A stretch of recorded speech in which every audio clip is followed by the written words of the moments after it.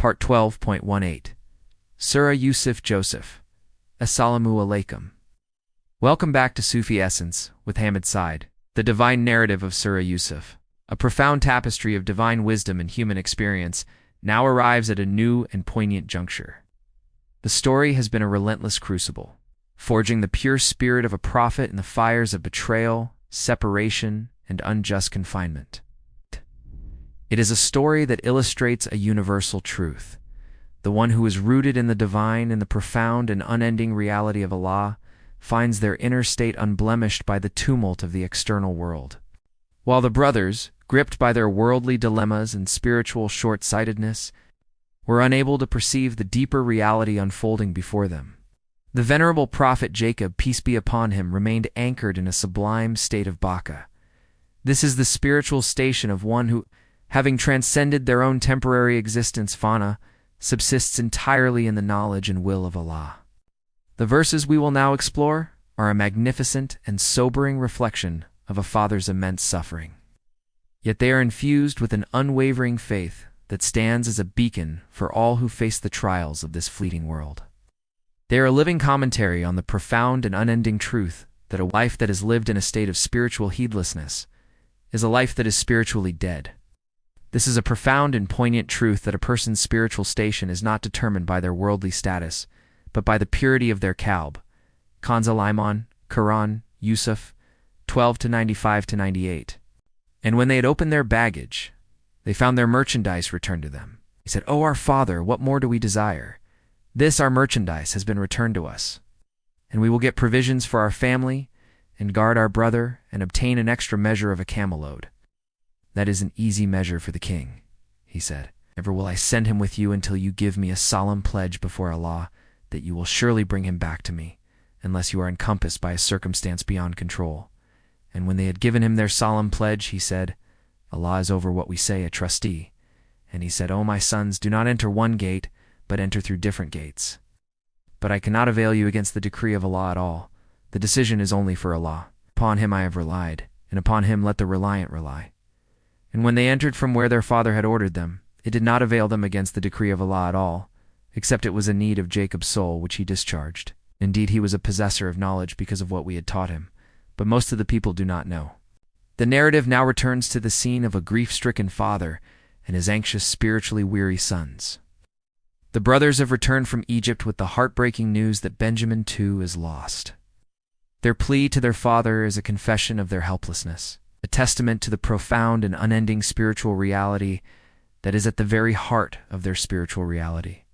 However, Prophet Jacob's peace be upon him, response is a masterclass in spiritual fortitude. He does not lash out in anger or despair. His words are not a reprimand, but a profound and unending spiritual reality that is at the very heart of their spiritual reality, a profound and poignant truth that a life that is lived in a state of spiritual heedlessness is a life that is spiritually dead. He sees beyond the immediate calamity to the divine mercy that encompasses all things. His command to them to return to Egypt and search is not born of a blind hope, but from a place of certain knowledge of Allah's infinite compassion. The phrase, "Do not despair of the mercy of Allah," is the very essence of tawakkul, complete and utter reliance on Allah. It is a spiritual maxim that can only be uttered by a soul that is in a state of profound and unending surrender, whose kalb has been purified by decades of sorrow. This verse serves as a profound and poignant truth that a life that is lived in a state of spiritual heedlessness is a life that is spiritually dead. Prophet Jacob, peace be upon him, the epitome of faith, recognizes that true despair is a form of spiritual disbelief.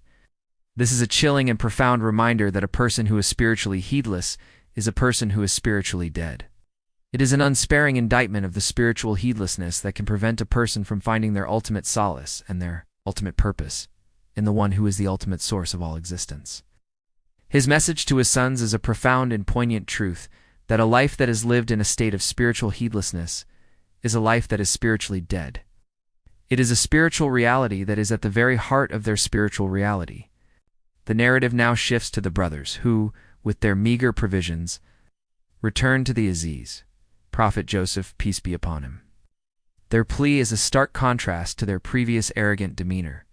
They are humbled by their circumstances, stripped bare of their worldly pride by the very famine they were sent to escape.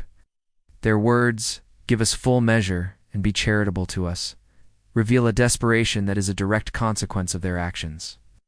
This is a chilling and profound truth, that the consequences of our actions will always catch up to us.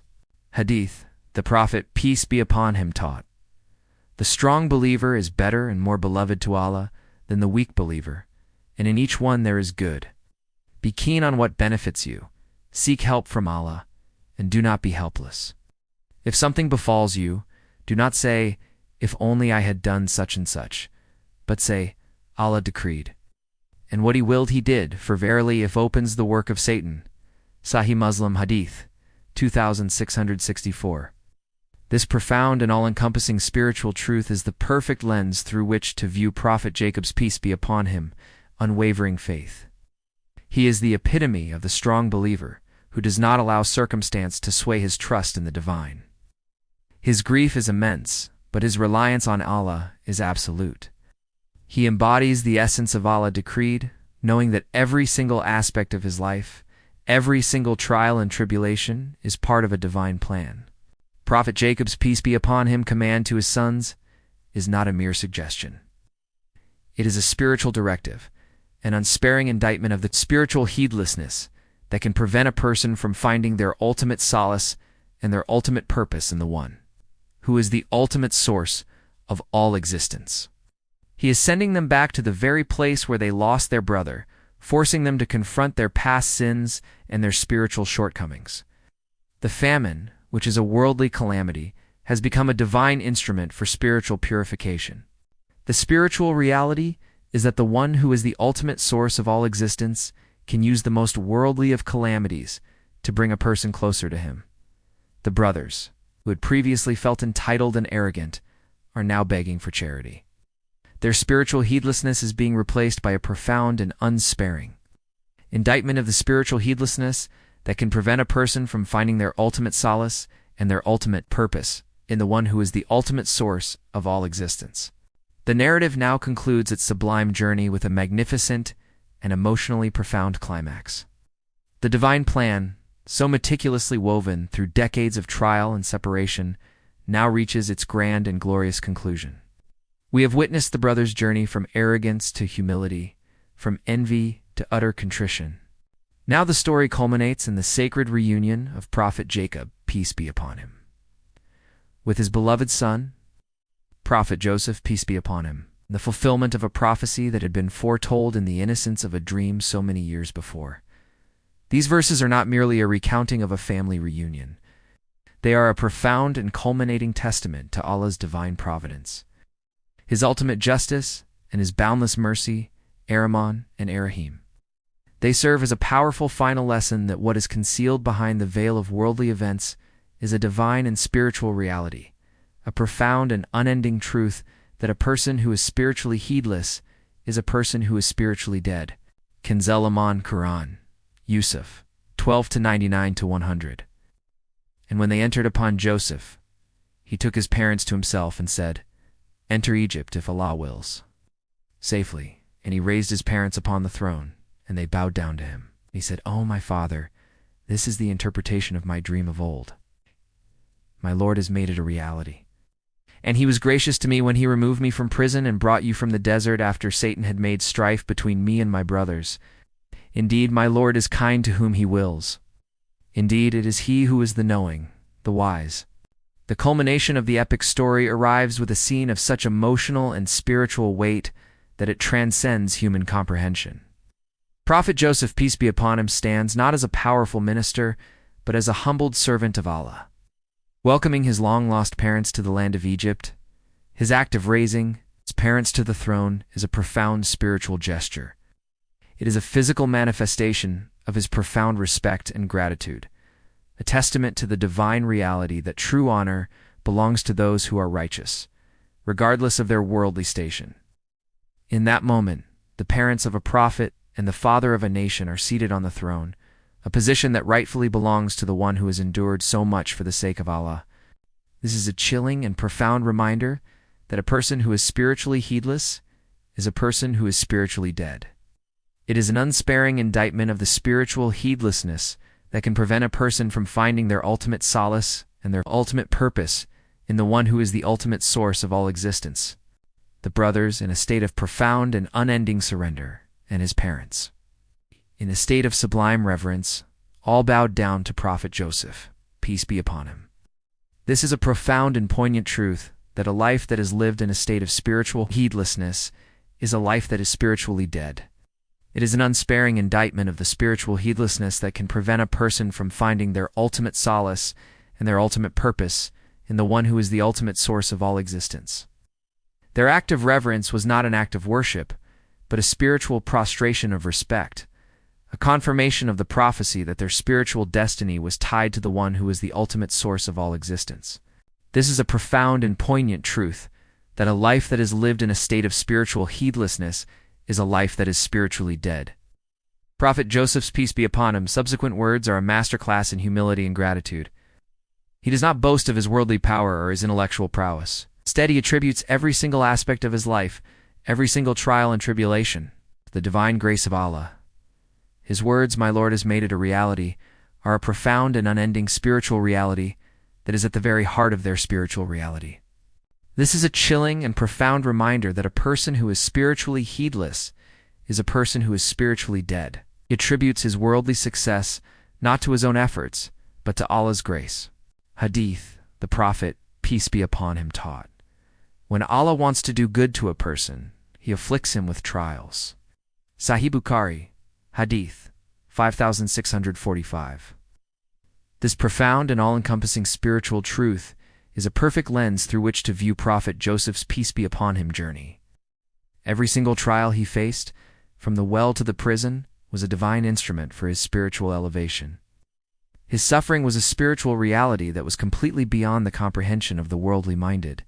He endured his trials with profound and unending patience, knowing that every single one was a step closer to his ultimate purpose. His suffering was not a punishment, but a divine act of purification.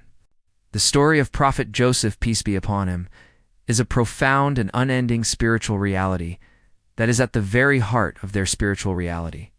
It is a profound and poignant truth that a life that is lived in a state of spiritual heedlessness is a life that is spiritually dead.